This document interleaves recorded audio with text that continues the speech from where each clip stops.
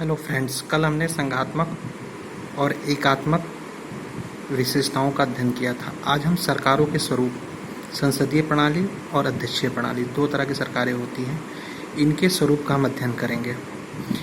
किसी भी लोकतांत्रिक देश में जो है सरकारें दो तरह की हो सकती हैं, या तो संसदीय प्रणाली की सरकार होंगी या अध्यक्षीय प्रणाली की सरकार होंगी। संसदीय प्रणाली की सरकार जो हमें ब्रिटेन और भारत उसका सबसे बेहतर उदाहरण है, उसी के आधार पर हम देखेंगे। जैसे उनकी विशेषताओं का अध्ययन करेंगे और उन विशेषताओं के आधार पर हम समझने का प्रयास करेंगे कि किन आधारों पर हम मान सकते हैं कि किस देश में किस प्रणाली की सरकार है। सबसे पहले हम संसदीय प्रणाली का अध्ययन करेंगे। संसदीय प्रणाली के तहत दोहरी कार्यपालिका। दोहरी कार्यपालिका का मतलब जो हमारे मेंबर ऑफ पार्लियामेंट हैं या मेंबर ऑफ लेजिस्लेचर हैं, वो उसके भी सदस्य होते हैं और साथ ही साथ मंत्रिमंडल के भी सदस्य होते हैं। तो इस तरह से वो दोहरी कार्यपालिका का रोल निभाते हैं। बहुमत दल का शासन होता है। कहने का मतलब ये है कि जो निचला सदन है, लोकसभा, और जिसे हम ब्रिटेन के अगर संसद की बात करें तो उसमें हाउस ऑफ कॉमन्स, वहाँ पर जो दल बहुमत में होता है उसकी सरकार बनती है, उसका शासन होता है। कलेक्टिव रिस्पॉन्सिबिलिटी, सामूहिक उत्तरदायित्व। किसी भी कार्य या किसी भी विधेयक के संसद के पटल पर पास ना होने की स्थिति में सिर्फ एक मंत्री का उत्तरदायित्व न होकर सामूहिक उत्तरदायित्व का सिद्धांत लागू होता है और सभी मंत्रियों को फिर सामूहिक रूप से इस्तीफा देना पड़ता है, जिसे कहा जाता है कि मंत्रिमंडलीय सरकार साथ में डूबती है और साथ में निकलती है। राजनीतिक एकरूपता होती है क्योंकि बहुमत दल का शासन होता है, तो एक ही दल से चुने हुए लोग सरकार में भी होते हैं और सदन में। इस वजह से राजनीतिक एकरूपता होती है। प्रधानमंत्री का नेतृत्व होता है। सरकार और सदन में मुखिया जो होता है वो प्रधानमंत्री होता है, उसी के नेतृत्व में सरकार काम करती है। निचले सदन का विघटन होता है, जैसे भारत में लोकसभा और ब्रिटेन में हाउस ऑफ कॉमन्स।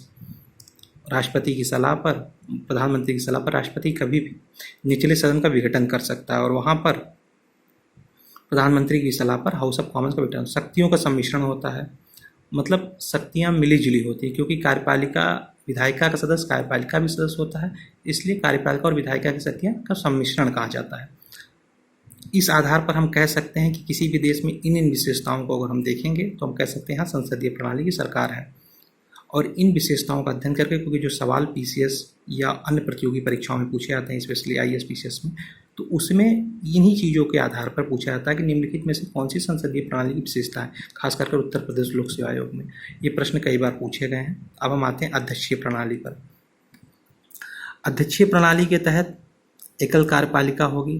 कहने का तात्पर्य है जो वहाँ पर मंत्री होते हैं, जैसे वहाँ पर सदन दो भागों में, वहाँ की सदन को कांग्रेस कहते हैं, कांग्रेस दो भागों में विभाजित होती है। हाउस ऑफ रिप्रेजेंटेटिव को निचला सदन कहते हैं और सीनेट को ऊपरी सदन कहते हैं। तो वहाँ पर जो मंत्री बनते हैं वहाँ की सरकार में अध्यक्षीय प्रणाली में, वह जो है वहाँ की विधायिका के सदस्य नहीं होते हैं, और इसका सबसे बड़ा उदाहरण अमेरिका से है। और वहाँ के मंत्रियों को मंत्री न कहकर सेक्रेटरी कहा जाता है। राष्ट्रपति विधायिका का पृथक रूप से निश्चित अवधि के लिए निर्वाचन होता है। वहाँ के राष्ट्रपति को आप, जैसे यहाँ पर अगर आपका बहुमत नहीं है सदन में, संसदीय प्रणाली में, तो आपको इस्तीफा देना पड़ेगा। लेकिन अध्यक्षीय प्रणाली में राष्ट्रपति एक निश्चित अवधि के लिए चुना जाता है, उसको सिर्फ महाभियोग के आधार पर हटाया जा सकता है, और भी महाभियोग की प्रक्रिया इतनी जटिल होती है कि सामान्यतः हटाया नहीं जाता। जैसे अभी आपने हाल ही में डोनाल्ड ट्रंप का उदाहरण देखा होगा, दो बार महाभियोग की प्रक्रिया शुरू हुई लेकिन वो हटे नहीं। विधायिका का भी एक निश्चित कार्यकाल होता है जो 4 वर्ष का ही होता है। उत्तरदायित्व का अभाव होता है। वहाँ के मंत्री अपने किसी भी कार्य के प्रति सदन के प्रति उत्तरदायित्व नहीं निभाते हैं। उन्होंने जो कार्य किया उसके वो सिर्फ अपने राष्ट्रपति के प्रति ही उत्तरदायी होते हैं। राष्ट्रपति जब चाहे इनको हटा सकता है। राजनीतिक एकरूपता नहीं होती। किसी भी विचारधारा के, किसी भी दल से जुड़े हुए लोगों को राष्ट्रपति अपने मंत्रिमंडल में शामिल कर सकता है। इस वजह से राजनीतिक एकरूपता नहीं होती। राष्ट्रपति का नियंत्रण रहता है, वहाँ की सरकार पर राष्ट्रपति का पूर्ण नियंत्रण रहता है। वहाँ के हाउस ऑफ रिप्रेजेंटेटिव जो निचला सदन है उसका विघटन नहीं होता है। शक्तियों का पृथक्करण होता है। पावर ऑफ सेपरेशन होता है। जैसे हमने कहा कि वहाँ की शक्तियाँ अलग अलग, कार्यपालिका का कार्य क्षेत्र निश्चित है, विधायिका का कार्य क्षेत्र निश्चित है।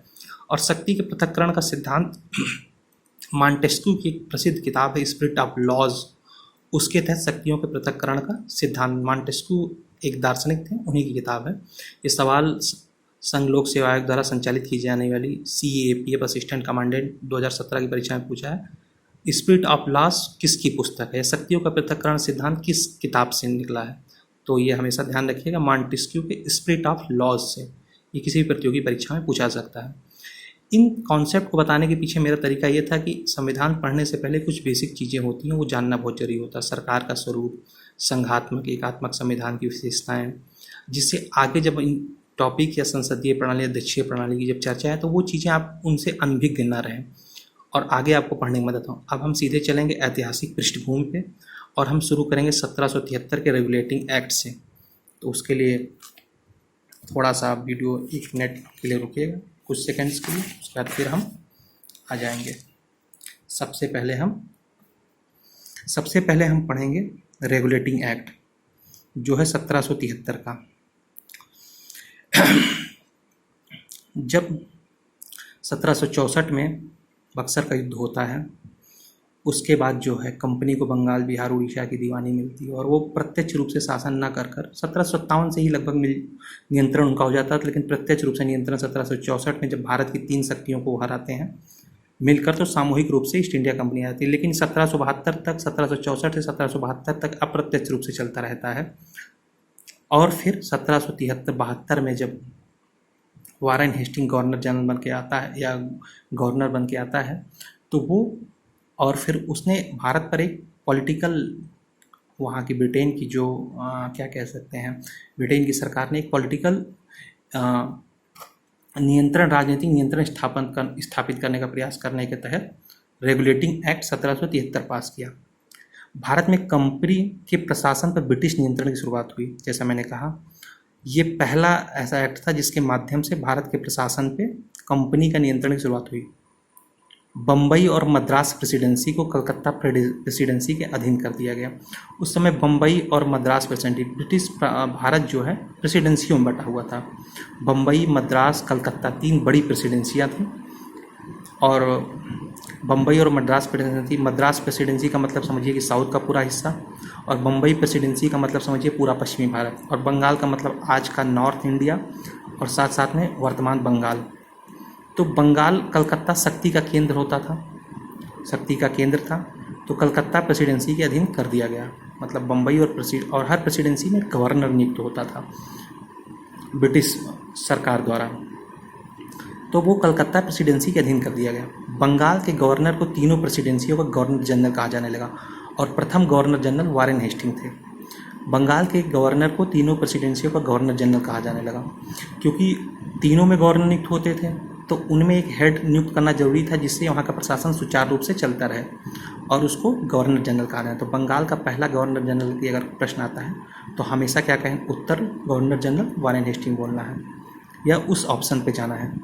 कर्मचारियों को निजी व्यापार और भारतीय लोगों से उपहार लेने पर प्रतिबंध लगा दिया क्योंकि 1764 से 1772 तक जब भारत को, ब्रिटिश कंपनी को भारत की दीवानी प्राप्त हुई बंगाल, बिहार, उड़ीसा, तो भारत में इतना इन्होंने लूट घसोट मचाया, भारतीयों से इतनी लूट घसोट ली कि भारत की स्थिति बहुत ही बदतर हो गई। अच्छा, इसका लाभ जो कंपनी थी उसके शेयरधारकों को न मिलकर यहाँ कार्यरत ब्रिटिश अधिकारियों और कर्मचारियों को मिल रहा था। इस वजह से कर्मचारियों के निजी व्यापार पर प्रतिबंध लगाया गया, साथ ही ये जो यहाँ के लोगों से उपहार लेते थे उस पर प्रतिबंध लगा दिया। 1774 में सुप्रीम कोर्ट की स्थापना की गई। ये बहुत ही इंपॉर्टेंट क्वेश्चन है कि किस रेगुलेटिंग एक्ट से 1774 में सुप्रीम कोर्ट की स्थापना की। ये सुप्रीम कोर्ट जो है कलकत्ता में स्थापित हुआ था, ये भी ध्यान रखने की ज़रूरत है। और सर एलिजा इम्पे प्रथम मुख्य न्यायाधीश थे। ये PCS उत्तर प्रदेश लोक सेवा आयोग के 2019 के प्रारंभिक परीक्षा में प्रश्न पूछा गया है और कई बार पूछा गया है, 2-4 बार मेरे ख्याल से पूछा गया है कि वहाँ के प्रथम मुख्य न्यायाधीश कौन थे कलकत्ता हाई कोर्ट के। तो सर एलिजा इम्पे प्रथम मुख्य न्यायाधीश थे। 3 अन्य न्यायाधीश थे, इनका भी नाम जानिए। कभी कभी ये हो सकता है कि चारों का नाम देके ऑप्शन पूछने निम्नलिखित में से कौन सम्मिलित थे, कौन वहाँ पे थे। चैम्बर्स थे, लेमिस्टर थे, हाइड को न्यायाधीश बनाया गया। गवर्नर जनरल का मत निर्णायक, गवर्नर जनरल में निर्णायक मत निहित किया है। मतलब अगर किसी बात पर विवाद होता है तो गवर्नर जनरल एक निर्णायक मत दे सकता है जिसका सर्वमान्य होगा। बंगाल, कलकत्ता प्रेसिडेंसी के गवर्नर जनरल 4 सदस्यों वाले परिषद के नियंत्रण में सरकार की स्थापना की गई।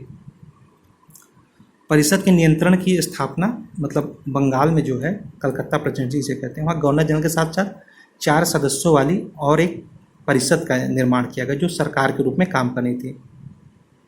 अब इस एक्ट के तहत निदेशक मंडल, बोर्ड ऑफ डायरेक्टर की कार्यावधि 1 वर्ष के स्थान पर 4 वर्ष कर दी गई। जो निदेशक मंडल में सदस्य नियुक्त होते थे उनकी जो अवधि थी वो 1 वर्ष थी, लेकिन अब उसको 4 वर्ष कर देते हैं। कुल मिलाकर इस कानून के माध्यम से या इस रेगुलेटिंग एक्ट के माध्यम से पहली बार एक राजनीतिक रूप से नियंत्रण स्थापित करने का प्रयास किया गया, क्योंकि भारत और ब्रिटेन की दूरी उस समय बहुत ज़्यादा थी और संचार माध्यम या कह सकते हैं कि जो चीज़ें, जो संचार व्यवस्था थी या जो आवागमन के मार्ग थे वो इतने बेहतर नहीं थे कि प्रत्यक्ष रूप से नियंत्रण डायरेक्ट ब्रिटिश की सरकार या वहाँ के जो बोर्ड ऑफ डायरेक्टर्स के लोग थे वो नियंत्रण थे। तो वो रेगुलेटिंग एक्ट के माध्यम से परिवर्तन करने का प्रयास कर रहे थे। अब एक आता है एक्ट ऑफ सेटलमेंट, जो रेगुलेटिंग एक्ट के बाद 1781 में, इसका उतना राजनीतिक या परीक्षा की दृष्टि से बहुत ज़्यादा महत्व नहीं है। ये रेगुलेटिंग एक्ट की कमियों को दूर करने का प्रयास किया गया था। इसमें 2-4 बातें हैं जिनको हमें ध्यान रखना है। देखिए पेज थोड़ा उड़ा है, अभी थोड़ी सी प्रयास करना होगी ये थोड़ा सा चीज़ें सही हो जाए, लेकिन फिर भी इसमें 2-4 बातें हैं जिनको जानना जरूरी है, क्योंकि परीक्षा में प्रश्न हमसे पूछ कर नहीं आएगा। उसके लिए हमें सभी चीज़ों के लिए तैयार रहना है। इस एक्ट के द्वारा कलकत्ता की सरकार बंगाल, बिहार और उड़ीसा के लिए विधि बनाने का प्राधिकार प्रदान कर दिया गया। कलकत्ता की सरकार, जैसे हमने ऊपर चर्चा किया कि बंगाल के गवर्नर जनरल और 4 सदस्यों की एक परिषद बनाई गई जो सरकार का काम करती थी, उसे ही कलकत्ता का सरकार कहा जाता था। वो बंगाल, बिहार और उड़ीसा के लिए विधि बनाने का प्राधिकार प्रदान किया। बंगाल, बिहार के लिए जो विधि बनाएगी वो कलकत्ता की सरकार ही बनाएगी। गवर्नर जनरल इन काउंसिल को सर्वोच्च न्यायालय की अधिकारिता से मुक्त कर दिया गया। जो परिषद है गवर्नर जनरल, जो 4 सदस्यों की चर्चा हुई, वो सर्वोच्च न्यायालय की अधिकारिता में अब नहीं आते थे, उनके दायरे में नहीं आ सकते थे। अर्थात गवर्नर जनरल की परिषद अब जो नियम बनाएगी उसे उच्चतम न्यायालय के पास पंजीकृत कराना अवश्य नहीं होगा। सर्वोच्च न्यायालय की राजस्व अधिकारिता को समाप्त कर दिया गया। जो रेवेन्यू का मामला था वो सर्वोच्च न्यायालय से बाहर कर दिया गया। इस अधिनियम के परिणामस्वरूप ब्रिटिश सरकार और कंपनी द्वारा ब्रिटिश अधिकृत भारतीय प्रदेश पर द्वैध शासन नियंत्रण आरंभ हुआ। ये 1774 पिट्स इंडिया एक्ट की बात कर रही है। तो पिट्स इंडिया एक्ट, इसके बाद आता है पिट्स इंडिया एक्ट, जो भारत में ब्रिटिश ने द्वैध शासन की स्थापना की, वो पिट्स इंडिया एक्ट के माध्यम, और इसका राजनीतिक रूप से भी बहुत महत्व है। हम इसकी भी चर्चा करते हैं। सबसे बड़ी चीज़ ये है, कंपनी द्वारा अधिकृत भारतीय राज्य क्षेत्रों को ब्रिटिश ताज के स्वामित्व के दायों का पहला वैधानिक दस्तावेज था। पहली बार ब्रिटिश शासन द्वारा अधिग्रहित भारतीय प्रदेश राष्ट्र का उपयोग किया गया, भारतीय प्रदेश शब्द का उपयोग किया गया। पहली बार ब्रिटिश ने एक ऑफिशियल रूप से माना कि जो उन्होंने हमारे देश पे कब्जा किया था, ये शासन किया था, उसे ब्रिटिश शासन द्वारा अधिकृत भारतीय प्रदेश कहा इस दस्तावेज में। तो हमें कह सकते हैं कि एक सवाल प्रश्न यहाँ बनता है कि पहली बार किस एक्ट में ब्रिटिश ने भारत द्वारा अर्जित क्षेत्र को ब्रिटिश शासन द्वारा अर्जित प्रदेश कहा, तो वो पिट्स इंडिया एक्ट के माध्यम से कहा। इस एक्ट के माध्यम से कंपनी के व्यापारिक और राजनीतिक क्रियाकलापों को अलग अलग कर दिया गया। व्यापारिक क्रियाकलापों को कंपनी के निदेशकों के हाथ में यथावत रखते हुए राजनीतिक क्रियाकलापों का नियंत्रण और पर्यवेक्षण हेतु इंग्लैंड में 6 सदस्यीय नियंत्रक मंडल, बोर्ड ऑफ कंट्रोल बनाया गया। इससे पहले कोर्ट ऑफ डायरेक्टर्स था। इस कहने का मतलब है कंपनी के ऊपर डबल भार थे, दोहरे भार। एक तो राजनीतिक कार्य भी करती थी, व्यापारिक कार्य, तो उसको राजनीतिक और व्यापारिक कार्यों को अलग अलग कर दिया गया कि आप सिर्फ राजनीतिक कार्य करिए, और जो व्यापारिक कार्य है वो कोर्ट ऑफ डायरेक्टर्स देखें, बोर्ड ऑफ डायरेक्टर्स देखेंगे, और बोर्ड ऑफ कंट्रोल जो है वो राजनीतिक मामले देखेगा। गवर्नर जनरल की परिषद की संख्या में 4 से कम कर 3 कर दी गई। मतलब अभी तक जो 1773 रेगुलेटिंग एक्ट के मतलब 4 लोग थे, अब 3 हो गए।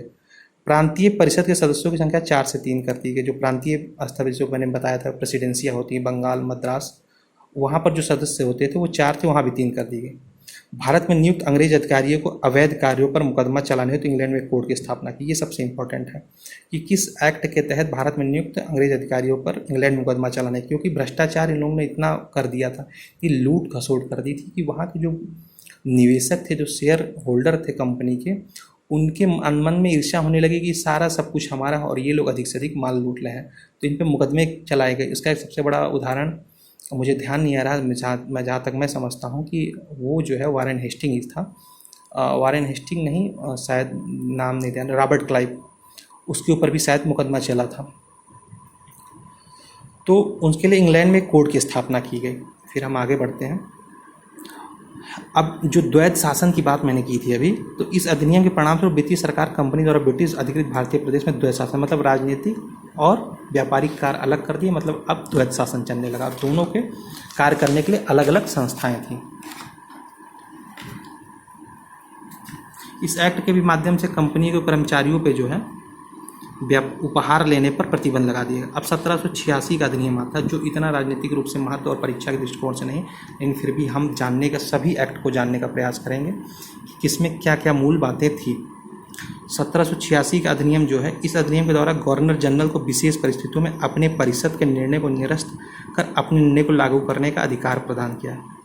गवर्नर जनरल को प्रधान सेनापति की शक्तियाँ, इसमें सिर्फ यही पॉइंट इंपॉर्टेंट है कि निम्नलिखित में से किस अधिनियम के माध्यम से गवर्नर जनरल को प्रधान सेनापति की शक्ति प्रदान की गई। तो आप इसको थोड़ा सा ध्यान रखिएगा, इसको ध्यान देने की ज़रूरत है कि ये जो चीज़ें हैं ये इम्पॉर्टेंट है, इसको आप ध्यान रखेंगे। फिर हम 1793 का चार्टर एक्ट पढ़ने का प्रयास करेंगे। 1793 का हम चार्टर एक्ट पढ़ेंगे। ये बियर एक्ट है जिसका मैं सहारा लेके ये चीज़ें पढ़ता हूँ या खुद नोट्स बनाता हूँ और फिर आपको पढ़ाता हूँ। अब सबसे बड़ी चीज़ है, इस अधिनियम के माध्यम से कंपनी के अधिकारों को 20 वर्ष के लिए बढ़ा दिया गया। मतलब 1793 का जो चार्टर एक्ट था, इसके माध्यम से जो कंपनी का जिसे जो शुरुआत में अधिकार मिले थे व्यापार करने के लिए पूर्व के साथ, वो 20 वर्ष के लिए बढ़ा दिया। मतलब कि आप 20 वर्ष के बाद आपका कभी भी शासन कंपनी का ख़त्म हो सकता है, मतलब ब्रिटिश सरकार अपने नियंत्रण में ले सकती है। फिर नियंत्रण मंडल, सबसे पहले अगर ये प्रश्न आता है कि किस अधिनियम के माध्यम से सबसे पहले कंपनी के अधिकार को 20 वर्ष के लिए और बढ़ाएगा, तो 1793 के चार्टर एक्ट के माध्यम से। नियंत्रक मंडल, बोर्ड ऑफ कंट्रोल के सदस्यों को भारतीय राजस्व से वेतन देने की व्यवस्था की गई। सबसे बड़ी चीज़ है, बोर्ड ऑफ कंट्रोल जो पॉलिटिकल मामले देखती थी, वो उनको भारतीय राजस्व से वेतन देने की व्यवस्था किस एक्ट के माध्यम से की गई, तो नियंत्रण मंडल से। नियंत्रण मंडल के सदस्यों को किस एक्ट के माध्यम से भारतीय राजस्व से वेतन देने की व्यवस्था की गई। इसका मतलब ये हो गया कि जो भारत से पैसा इकट्ठा होगा उसी से बोर्ड ऑफ कंट्रोल के सदस्यों को वेतन दिया जाए। कितनी हास्यास्पद बात है ये। आप काम कर रहे हो इंग्लैंड की सरकार के लिए, काम आप इंग्लैंड में कर रहे हो, पैसा आपका भारत से जाएगा, ये इम्पोर्टेंट है। 1813 का चार्टर एक्ट, इसको तो आप एकदम रट जाइए, इसमें से 1-2 प्रश्न हर परीक्षाओं में पूछा जाता है, बहुत इंपॉर्टेंट है। सबसे पहली बात, ईसाई मिशनरियों को भारत में धर्म प्रचार की अनुज्ञा दी गई, मतलब आदेश दिया गया कि आप जाकर धर्म प्रचार कर सकते हो। कंपनी के व्यापारिक एकाधिकार को समाप्त कर दिया गया, मतलब कंपनी का अभी तक जो इंग्लैंड और भारत के बीच में जो व्यापार था वो सिर्फ कंपनी के माध्यम से ही हो सकता था और कोई व्यक्ति नहीं कर सकता था। अब उसके जो कॉमर्शियल मोनोपोली थी या ट्रेड की जो मोनोपोली थी वो समाप्त कर दी गई और चीन के साथ व्यापार और चाय के व्यापार पर एकाधिकार बनाए रखा, ये हमेशा ध्यान रखिएगा। 1813 के चार्टर एक्ट के माध्यम से सिर्फ कंपनी का व्यापार, भारत के साथ व्यापारिक एकाधिकार समाप्त किया गया था। चीन और चाय के व्यापार पर भी उसका एकाधिकार था। भारतीयों की शिक्षा पर प्रतिवर्ष 1 लाख रुपए खर्च करने का उपबंध, ये तो मोस्ट इंपॉर्टेंट सवाल है और ये PCS प्री